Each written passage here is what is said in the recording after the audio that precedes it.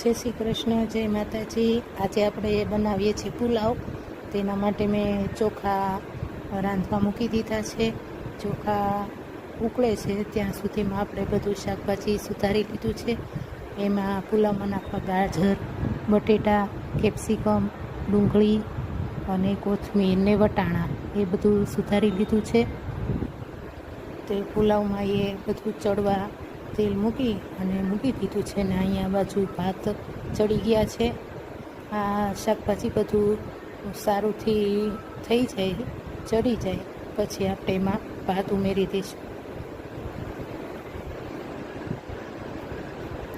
આપણે ભાત એડ કરી દીધા છે અને એને હલાવી અને જોઈ લઈએ કે આપણા ભાત એ પુલાવ માટે રેડી થઈ ગયા છે કે નહીં. તો રેડી છે આપણા પુલાવ. બધું જ શાકભાજી આપણને જે ગમતું હોય એ બધું એડ કરી દીધું છે. બધું થઈ ગયું, બધા ભાત છૂટા થઈ ગયા છે સરસ.